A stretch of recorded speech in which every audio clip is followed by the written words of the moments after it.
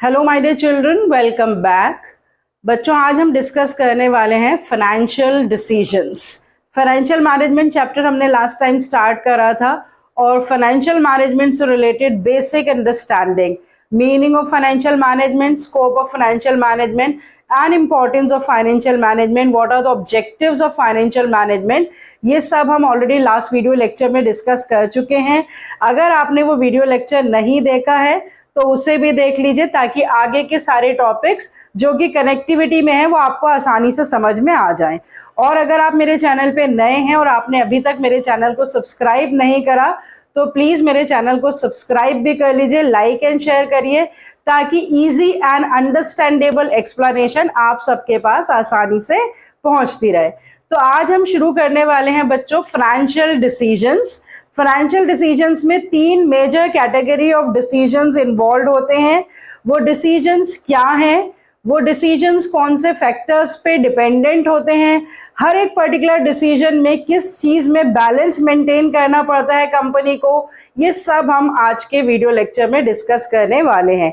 तो सबसे पहले अंडरस्टैंड कर लेते हैं डेफिनेशन ऑफ फाइनेंशियल डिसीजंस। देखिए, financial decisions are those decisions which are concerned with choosing the best financing options।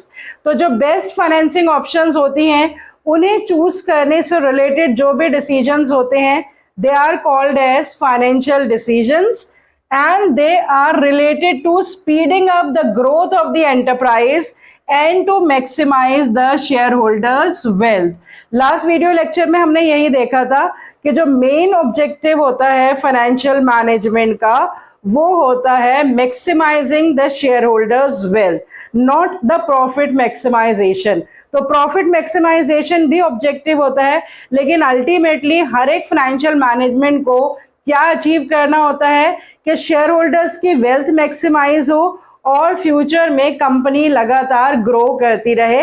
ये इंश्योर करना होता है फाइनेंशियल मैनेजमेंट को और उसके लिए उसे 3 इंपॉर्टेंट डिसीजंस लेने होते हैं and these decisions include number 1 financing decisions, number 2 investment decisions and number 3 dividend decisions. तो ये डिसीजंस क्या होते हैं, इनके मीनिंग समझ लेते हैं और हर एक पर्टिकुलर डिसीजन में किस तरह का बैलेंस मेंटेन करना पड़ता है कंपनी को वो भी समझना बहुत जरूरी है। सबसे पहले होते हैं इंपॉर्टेंट डिसीजंस फाइनेंसिंग डिसीजंस, जो कि प्रोक्योरमेंट ऑफ द फंड से रिलेटेड होते हैं। They decide about the quantum of the finance to be raised, और जो फाइनेंस रेस किया जाता है या तो ओन फंड से रेस किया जाता है या बोरोड फंड से रेस किया जाता है। तो यहाँ पर फाइनेंसिंग डिसीजंस में कंपनी को बैलेंस मेंटेन करना पड़ता है कि कितने फंड्स जो हैं वो ओन फंड से इकट्ठे किए जाएं, प्रोक्योर किए जाएं और कितने फंड्स जो हैं वो बोरो किए जाएं। Own funds and borrowed funds हम ऑलरेडी क्लास 11 में पढ़ चुके हैं। Equity shares, preference shares, retain earnings, ये सारे कैटेगरी ऑफ ओन फंड्स में आते हैं और डिबेंचर्स और लॉन्ग टर्म लोन्स जो हैं वो बोरोड फंड्स की कैटेगरी में आते हैं।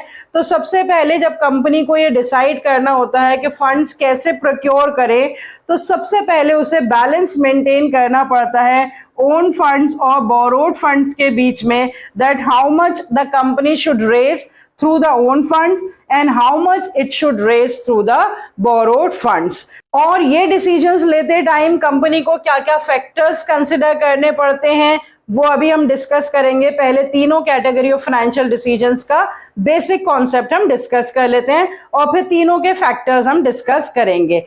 जब फंड्स प्रोक्योर कर लेती है कंपनी तो कंपनी के सामने सबसे बड़ा चैलेंज होता है कि इन फंड्स को इस्तेमाल कैसे किया जाए। तो इस्तेमाल करने के लिए जो डिसीजंस कंपनी लेती है वो कहलाते हैं इन्वेस्टमेंट डिसीजंस।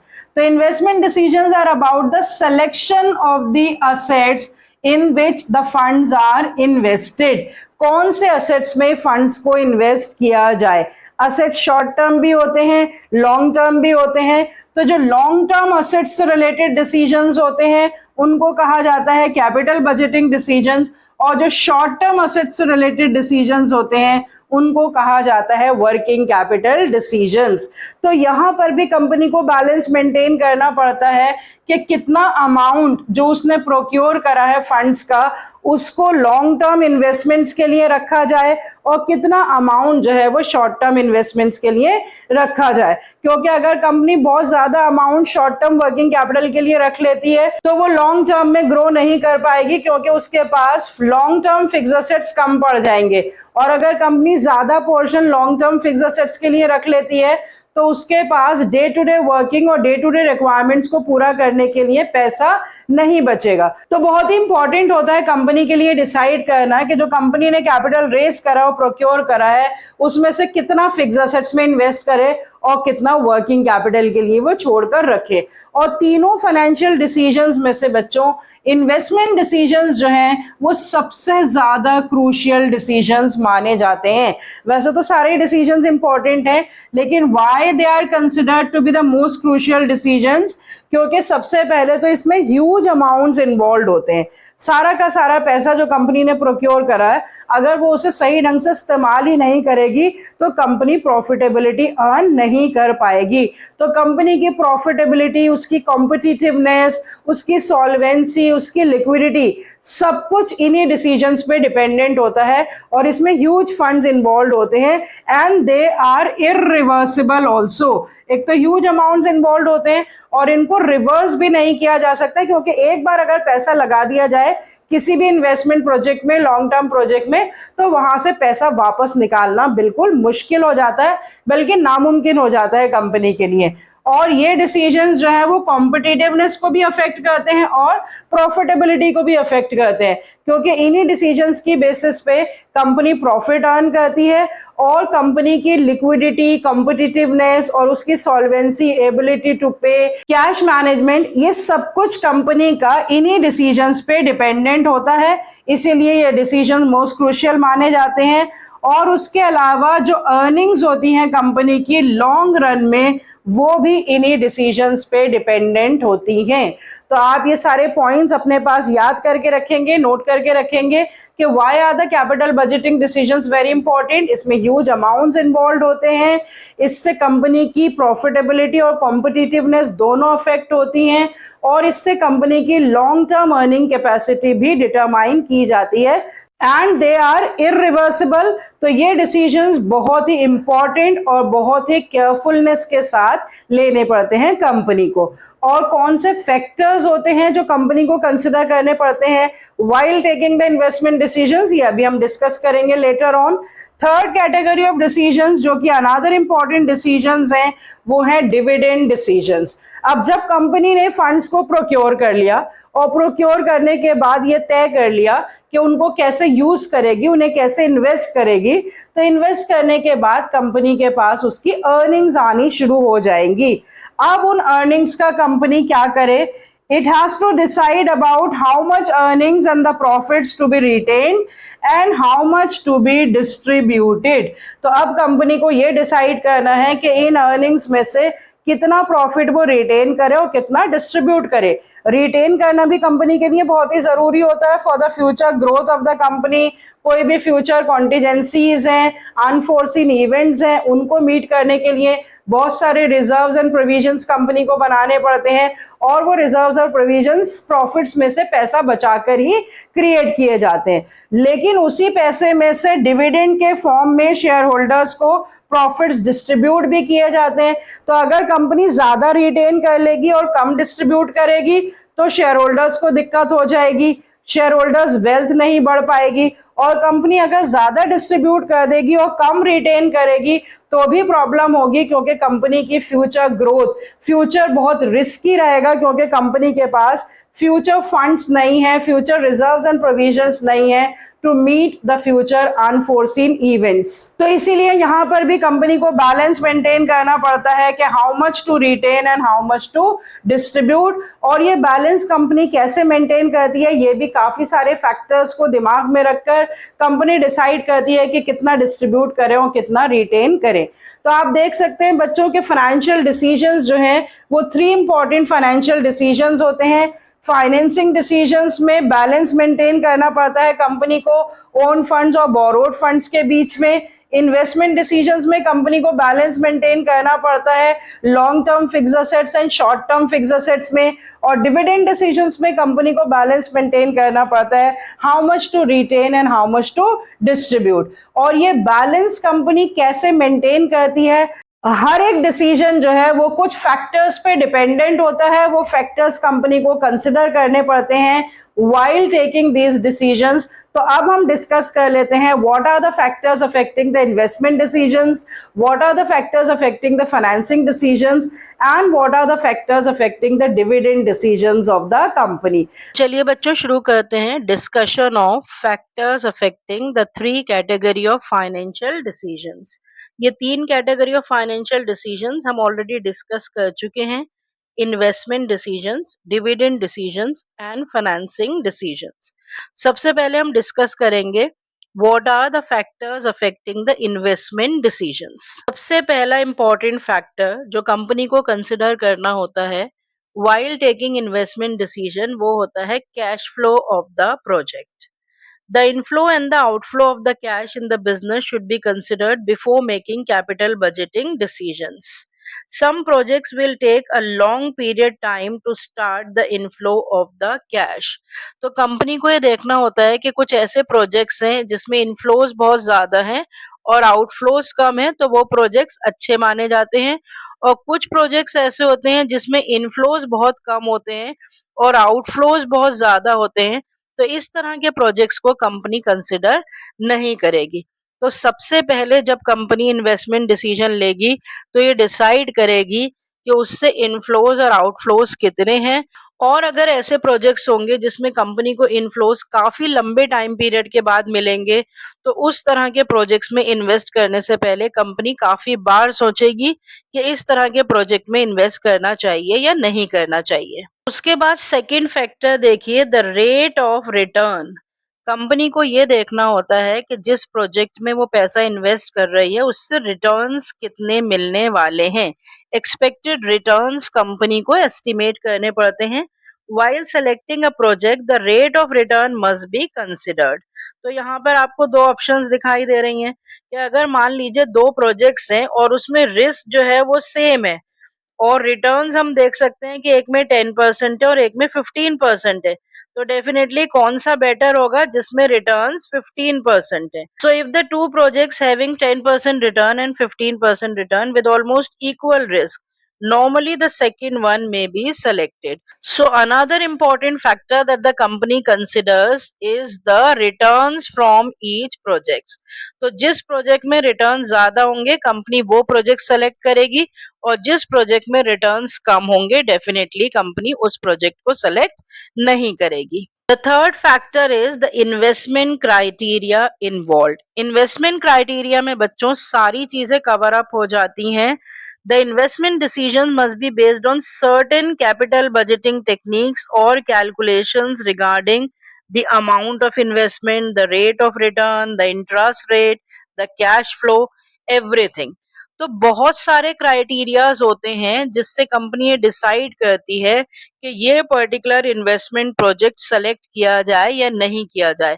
तो इन सारे क्राइटेरियाज को कंपनी कंसिडर करती है before finalising any investment decision.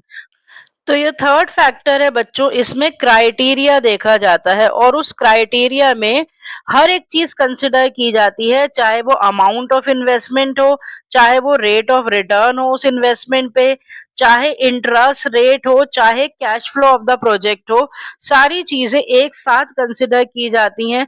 और बहुत सारी कैपिटल बजटिंग टेक्निक्स होती हैं जिनकी बेसिस पे ये फाइनली सेलेक्ट किया जाता है कि कौन से इन्वेस्टमेंट प्रोजेक्ट्स हैं जो लीस्ट रिस्की हैं और मोस्ट प्रॉफिटेबल हैं। तो इसका मतलब कि इन्वेस्टमेंट डिसीजंस जो हैं वो सबसे पहले तो कैश फ्लो पोजीशन पे डिपेंडेंट होते हैं, उसके बाद रिटर्न्स पे डिपेंडेंट होते हैं, और उसके बाद टोटल इन्वेस्टमेंट क्राइटेरियाज पे डिपेंडेंट होते हैं, और इन तीनों फैक्टर्स की बेसिस पे फाइनली इन्वेस्टमेंट डिसीजंस लिए जाते हैं। अब हम डिस्कस करने वाले हैं बच्चों factors affecting financing decisions. Financing decisions में कंपनी को बैलेंस मेंटेन करना होता है between the debts and equity. तो डेट्स जो है वो बोरोड फंड्स होते हैं और इक्विटी जो है वो ओन फंड्स में आती है। तो यहाँ पर देखिए, सबसे पहले आप अपने पास नोट कर लीजिए 6 important factors: cost, risk, flotation cost, cash flow position, fixed operating cost, control considerations and capital market considerations. These are the factors affecting the financing decisions. मतलब इन factors की basis पे कंपनी ये decide करती है कि company को बोरो करना है या अपने फंड्स पे ज्यादा डिपेंडेंट होना है। So company has to maintain a balance between debts and equity on the basis of these factors. अब एक एक करके सारे फैक्टर्स इंडिविजुअली कंसिडर कर लेते हैं। चलिए सबसे पहले कंसिडर करते हैं factor number 1, that is the cost. यहाँ पर बताया गया है that the company tries to obtain the fund from the cheaper sources. बच्चों, हम सारे कॉस्ट जो फंड्स रेज करने में इन्वॉल्व होते हैं ये हम ऑलरेडी क्लास 11 में कर चुके हैं। जो कॉस्ट ऑफ डेट्स होते हैं और जो कॉस्ट ऑफ इक्विटी होते हैं वो दोनों डिफर करते हैं और ज्यादातर ये माना जाता है कि डेट्स जो हैं वो चीपर सोर्स ऑफ फाइनेंस होते हैं और इक्विटीज जो हैं वो एक्सपेंसिव सोर्स ऑफ फाइनेंस होता है।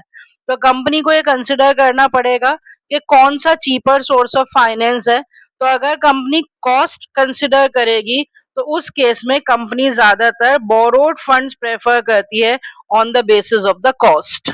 अब बात कर लेते हैं risk, that is another factor on which the financing decision depends. Risk factor in each source must be considered. Debts और इक्विटी में से कौन सा सोर्स ज्यादा रिस्की होता है? डेट्स रिस्की होते हैं या इक्विटी रिस्की होता है? डेट्स ज्यादा रिस्की होते हैं क्योंकि डेट्स के ऊपर कंपनी को फिक्स परसेंटेज ऑफ इंटरेस्ट जो है वो पे करना पड़ता है। उसका प्रिंसिपल अमाउंट जो होता है वो भी एक टाइम के बाद लौटाना पड़ता है। तो कंपनी के जो असेट्स हैं वो हमेशा गिरवी रखकर जो है वो बोरोइंग्स करी जाती हैं और जब कंपनी अपनी बोरोइंग्स को पे नहीं कर पाती है, प्रिंसिपल अमाउंट को पे नहीं कर पाती है और इंटरेस्ट को पे नहीं कर पाती है, तो जो फंड्स प्रोवाइडर्स होते हैं, जो क्रेडिटर्स होते हैं, उनके पास ये राइट होता है कि वो असेट्स को बेचकर अपना पैसा रिकवर कर लें। तो जो बोरोइंग्स होती हैं ज्यादातर मोर रिस्की होती हैं और इक्विटीज जो हैं वो कम रिस्की होती हैं। तो अगर हम रिस्क फैक्टर की बात करें तो हमने ये देखा कि रिस्क जो है वो डेट्स में ज्यादा होता है और इक्विटी में रिस्क जो है वो कम होता है। तो इस केस में कंपनी क्या डिसाइड करेगी? कंपनी ये डिसाइड करेगी to depend more on equity and to depend less on the debts. Let's discuss another factor, that is the flotation cost. Flotation cost का मतलब होता है the cost of raising the finance.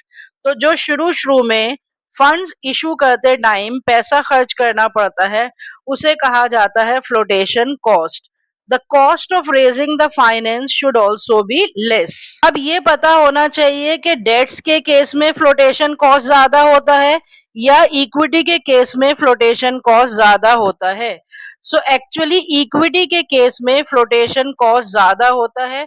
बहुत सारी legal formalities होती हैं जो already हमने डिस्कस कर रखी हैं during the promotion stage of the company. बहुत सारे एक्सपेंसेस, प्रिलिमिनरी एक्सपेंसेस कंपनी को इनकर करने पड़ते हैं, शेयर इशू एक्सपेंसेस होते हैं, प्रोस्पेक्टस इशू करना पड़ता है और ये सारे कॉस्ट जो हैं वो डेट्स में नहीं होते हैं। फ्लोटेशन कॉस्ट डेट्स के केस में कम होते हैं। तो अगर कंपनी फ्लोटेशन कॉस्ट की बेसिस पे फाइनेंसिंग डिसीजंस लेगी तो कंपनी इक्विटी को प्रेफर नहीं करेगी बल्कि डेट्स को प्रेफर करेगी क्योंकि डेट्स के केस में फ्लोटेशन कॉस्ट कम होते हैं। Then come to another factor, that is the cash flow position of the company. A strong cash flow position recommends more debts financing. क्योंकि बच्चों कैश फ्लो पोजीशन का मतलब कि कंपनी के पास इनफ्लोज जो हैं अगर अच्छे हों तो कंपनी अपने प्रिंसिपल अमाउंट को जो भी उसने बोरो किया होता है और जो इंटरेस्ट उसको बोरोइंग्स पे करना पड़ता है वो सब कुछ आसानी से पे कर पाती है। और ऑन दी अदर हैंड अगर कंपनी की कैश फ्लो पोजीशन जो है वो अच्छी नहीं होती है तो कंपनी अपने प्रिंसिपल अमाउंट और इंटरेस्ट अमाउंट को पे नहीं कर पाती है। और अगर कंपनी की अच्छी कैश फ्लो पोजीशन है तो उस केस में कंपनी क्या प्रेफर करेगी? कंपनी डेट्स प्रेफर करेगी if it has a strong cash flow position. Fixed operating cost की अगर हम बात करें कि जो फिक्स्ड ऑपरेटिंग कॉस्ट होते हैं जैसे रेंट हो गया, इंश्योरेंस प्रीमियम हो गया, सैलरीज हो गई, ये जो कंपनी को कंपल्सरीली इनकर करने पड़ते हैं, अगर ये फिक्स्ड ऑपरेटिंग कॉस्ट काफी हाई हो तो उस केस में कंपनी को क्या बोरोइंग्स करनी चाहिए? It is better to reduce the debts financing having the fixed interest burden. तो जब कंपनी के ऑपरेटिंग कॉस्ट ऑलरेडी बहुत ज्यादा हैं, तो अगर इस केस में कंपनी बोरोइंग्स करेगी तो अगेन उसके पास एक एक्स्ट्रा बर्डन हो जाएगा टू पे the interest amount on the borrowings. अगर कंपनी के फिक्स्ड ऑपरेटिंग कॉस्ट हाई हैं तो कंपनी को इक्विटी प्रेफर करनी चाहिए, और अगर कंपनी के फिक्स्ड ऑपरेटिंग कॉस्ट जो है वो लो हैं तो कंपनी डेट्स को प्रेफर कर सकती है। So on the basis of the operating cost, debts are preferred when the fixed operating cost of the company are low, and equity is preferred when the fixed operating cost of the company are high. Next is control considerations. More dependence on the owner's fund will reduce the control among the existing shareholders. ये बात आप सब जानते हैं कि जो owners होते हैं वो शेयर होल्डर्स होते हैं और उनके हाथ में कंपनी का कंट्रोल होता है। अगर ज्यादा इक्विटी शेयर्स इशू किए जाएंगे तो जो कंट्रोल है वो कंपनी का कम होता रहेगा, और अगर डेट्स के ऊपर कंपनी डिपेंडेंट होगी तो कंट्रोल कम नहीं होगा। तो अगर कंपनी चाहती है कि उसका कंट्रोल जो है वो मेंटेन रहे तो कंपनी डेट्स प्रेफर करेगी, और अगर वो कंट्रोल लूज कर सकती है तो कंपनी इक्विटी पे डिपेंडेंट रहेगी। Last but not the least are the capital market conditions. During the rising trends in the capital market, it is easy to accumulate the shareholders' fund. Otherwise, it is better to depend on the borrowed funds. Capital market conditions में बच्चों दो तरह की conditions आती हैं, एक होता है बूम पीरियड और एक होता है डिप्रेशन पीरियड। तो बूम पीरियड में हर चीज के जो प्राइजेस हैं वो बहुत हाई हो जाते हैं, तो अगर बूम पीरियड में कंपनी बोरोइंग्स करेगी तो जो इंटरेस्ट रेट है वो भी उसको बहुत हाई रेट पे करना पड़ेगा। बूम पीरियड में कंपनी डेट्स को अवॉइड करेगी। So during the boom period the company does not prefer borrowings, क्योंकि जब हर चीज के प्राइसेस ज्यादा हैं इंटरेस्ट रेट वो हाई क्यों पे करेगी। तो जब बूम पीरियड हो तो कंपनी किस पे डिपेंडेंट होगी? इक्विटी पे डिपेंडेंट होगी, और अगर डिप्रेशन पीरियड होगा कैपिटल मार्केट कंडीशंस में तो कंपनी डेट्स पर डिपेंडेंट हो सकती है। तो अब समराइज कर लेते हैं कि इन सारे फैक्टर्स में से कौन सी सिचुएशंस में कंपनी बोरोड फंड्स प्रेफर करेगी और कौन सी सिचुएशन में कंपनी ओन फंड्स प्रेफर करेगी। अगर हम फर्स्ट फैक्टर कंसिडर करें कॉस्ट का, तो कॉस्ट के केसेस में क्योंकि कॉस्ट ऑफ डेट्स जो है वो कम होते हैं तो कंपनी डेट्स प्रेफर करेगी एज कंपेयर टू इक्विटी। अगर रिस्क फैक्टर की बात करें तो रिस्क जो है वो डेट्स में ज्यादा होता है, तो उस केस में कंपनी क्या प्रेफर करेगी? इक्विटी प्रेफर करेगी। फ्लोटेशन कॉस्ट की अगर हम बात करें तो फ्लोटेशन कॉस्ट जो है वो डेट्स के केस में कम होता है, तो उस केस में भी कंपनी बोरोड फंड्स प्रेफर करेगी। अगर company cash flow position consider करे, कंपनी की अगर कैश फ्लो पोजीशन स्ट्रॉन्ग नहीं है तो उस केस में कंपनी इक्विटी प्रेफर करेगी, डेट्स प्रेफर नहीं करेगी। फिक्स्ड ऑपरेटिंग कॉस्ट की अगर बात करें तो अगर फिक्स्ड ऑपरेटिंग कॉस्ट कंपनी के ऑलरेडी बहुत हाई होते हैं तो उस केस में कंपनी को इक्विटी प्रेफर करनी चाहिए, डेट्स प्रेफर नहीं करने चाहिए ताकि उसका एक्स्ट्रा बर्डन ना बढ़े। अगर कंपनी कंट्रोल अपने हाथ में रखना चाहती है और वो कंट्रोल लूज नहीं करना चाहती है तो उस केस में भी कंपनी को डेट्स प्रेफर करने चाहिए। और अगर कैपिटल मार्केट कंडीशंस में बूम पीरियड है तो भी कंपनी को इक्विटी प्रेफर करनी चाहिए, डेट्स प्रेफर नहीं करने चाहिए। तो हम ये देख सकते हैं कि on the basis of the cost, on the basis of the flotation cost, on the basis of the control considerations company debts prefer करेगी, और अगर कंपनी रिस्क फैक्टर को कंसिडर करती है, उसकी कैश फ्लो पोजीशन ज्यादा अच्छी नहीं है, उसके फिक्स्ड ऑपरेटिंग कॉस्ट बहुत हाई है और बूम पीरियड है, इन सारी सर्कमस्टांसेस में कंपनी इक्विटी प्रेफर करेगी। तो इस तरह से फाइनेंसिंग डिसीजंस लेते टाइम इन सारे फैक्टर्स की बेसिस पे कंपनी डिसाइड करेगी कि उसको बोरोड फंड्स पे डिपेंडेंट होना है या ओन फंड्स पे डिपेंडेंट होना है। तो आपको हर एक पर्टिकुलर फैक्टर से रिलेटेड मैंने बता दिया है कौन सी सर्कमस्टांसेस में बोरोड फंड ज्यादा प्रेफरेबल होंगे और कौन सी सर्कमस्टांसेस में ओन फंड्स प्रेफरेबल होंगे। Now let us consider the last category of decisions, the dividend decisions and the factors affecting these dividend decisions. Dividend decisions में आपको ऑलरेडी बता चुकी हूँ कि कंपनी को बैलेंस मेंटेन करना पड़ता है कि जो भी कंपनी ने प्रॉफिट्स अर्न करे उन प्रॉफिट्स में से कितने प्रॉफिट्स कंपनी डिस्ट्रीब्यूट करे in the form of the dividend और कितने प्रॉफिट्स को कंपनी रिटेन करे। तो सबसे पहले तो आप टोटल नंबर ऑफ फैक्टर्स यहाँ पर लिस्ट दे रखी है, ये सारे अपने पास नोट कर लीजिए। Number 1 amount of earnings, number 2 stability of earnings, number 3 stability of dividend, number 4 growth opportunities, number 5 cash flow position, Number 6 shareholders preference, number 7 taxation policy, number 8 stock market reaction, number 9 access to capital market, number 10 legal constraints and number 11 contractual constraints। अब एक एक करके ये सारे factors हम consider करेंगे। हर एक particular situation में कंपनी क्या डिसाइड करेगी कि उस सिचुएशन में कंपनी डिस्ट्रीब्यूट करना प्रेफर करेगी in the form of dividend या रिटेन करना प्रेफर करेगी। सबसे पहला फैक्टर देखिए amount of earnings. Amount of earnings मतलब कितना अमाउंट कंपनी प्रॉफिट के फॉर्म में अर्न करती है। Dividend decision is always dependent on the amount of profit during the current period. तो अगर अमाउंट ऑफ प्रॉफिट कंपनी का हाई है तो कंपनी आसानी से डिविडेंड डिस्ट्रीब्यूट कर सकती है, तो उस केस में कंपनी रिटेन भी कर पाएगी और उस केस में कंपनी डिविडेंड भी दे पाएगी। तो अगर कंपनी का अमाउंट ऑफ अर्निंग हाई है तो कंपनी आसानी से डिविडेंड डिस्ट्रीब्यूट कर सकती है। सेकेंड फैक्टर है स्टेबिलिटी ऑफ अर्निंग्स, मतलब कंपनी कितने रेगुलरली और कितना स्टेबल उसकी अर्निंग्स हैं। लगातार अर्निंग्स आ रही हैं कंपनी के पास या रुक रुक कर अर्निंग्स आ रही हैं, कभी अर्निंग्स हाई हो जाती हैं कभी लो हो जाती हैं। तो अगर फ्लक्चुएटिंग अर्निंग्स होती हैं कंपनी की तो कंपनी जो है वो लगातार डिविडेंड डिक्लेयर नहीं कर सकती। Stable earnings promote the high dividend. आपको ये याद रखना है कि अगर कंपनी की स्टेबल अर्निंग्स है तो कंपनी डिविडेंड डिक्लेयर कर सकती है। Then another factor is the stability of the dividend. ये फैक्टर बताता है कि कंपनी किस तरह की डिविडेंड पॉलिसी फॉलो करती है। अगर कंपनी लगातार ही डिविडेंड डिक्लेयर करती है चाहे कम ही क्यों ना हो, तो इस केस में कंपनी हमेशा ही डिविडेंड डिक्लेयर करेगी in order to improve the confidence of the shareholders and in order to maintain the high reputation of the company.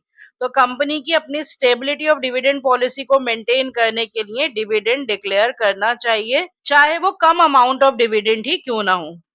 Growth opportunities की अगर हम बात करें तो अगर कंपनी को ग्रोथ अपॉर्चुनिटीज जो है वो ज्यादा दिखाई दे रही हैं तो उस टाइम कंपनी को इन्वेस्ट करना चाहिए उन ग्रोथ अपॉर्चुनिटीज में और डिविडेंड डिक्लेयर नहीं करना चाहिए। सो फ्यूअर डिविडेंड्स और less dividend may be declare to the investors if the company is having growth and expansion projects.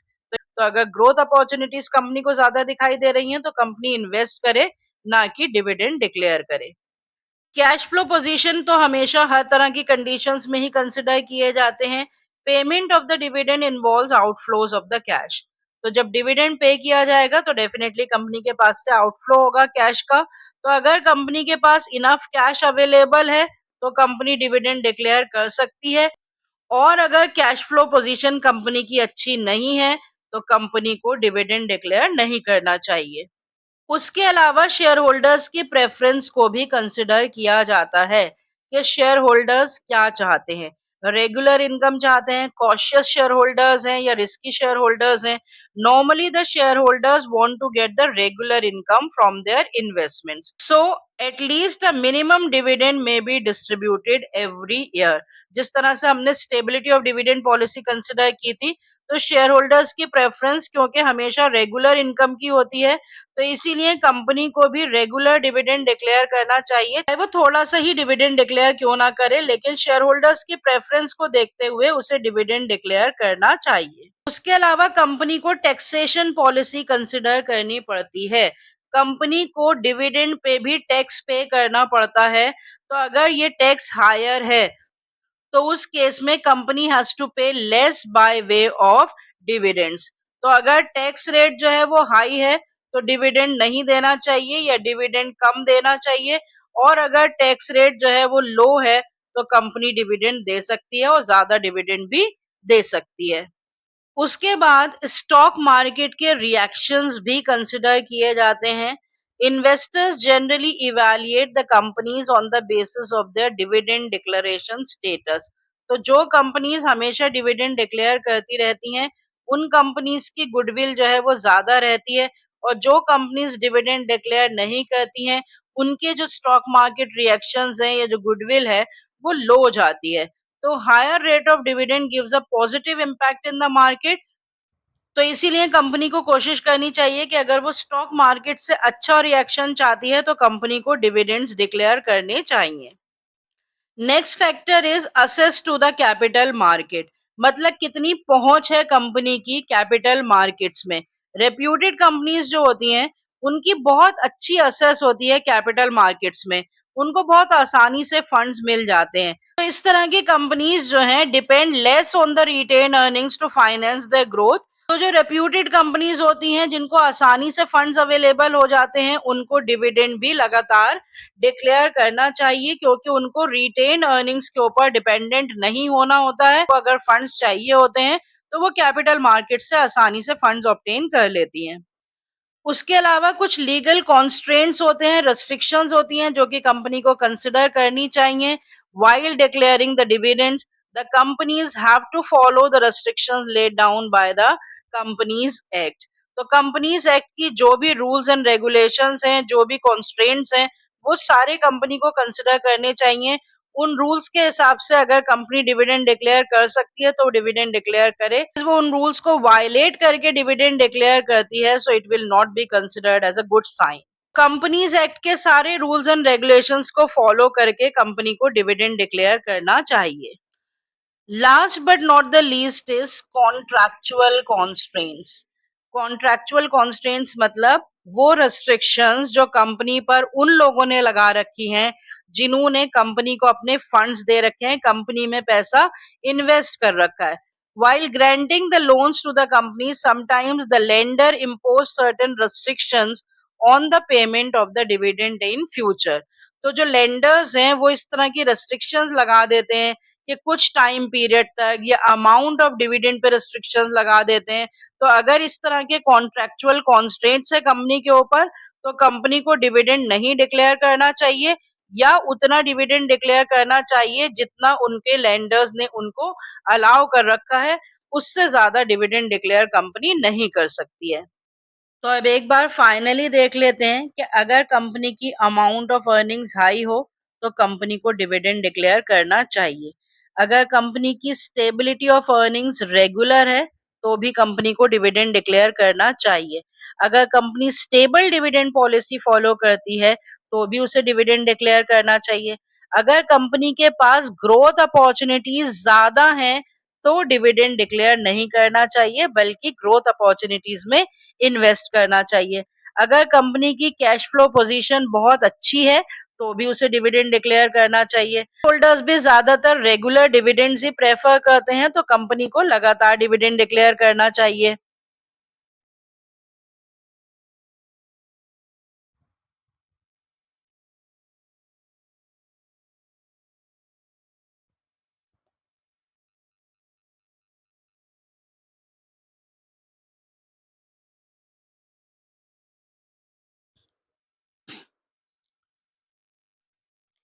उसके अलावा अगर टैक्सेशन पॉलिसी ऐसी है कि टैक्स रेट बहुत हाई है तो भी कंपनी को डिविडेंड नहीं देना चाहिए।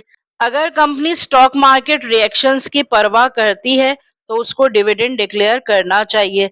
अगर कंपनी का अच्छा असेस है कैपिटल मार्केट्स पे, वो आसानी से फंड्स गैदर कर पाती है, तो भी उसे डिविडेंड डिक्लेयर करना चाहिए, क्योंकि उसे अपनी रिटेन अर्निंग्स पे ज्यादा डिपेंडेंट नहीं होना है।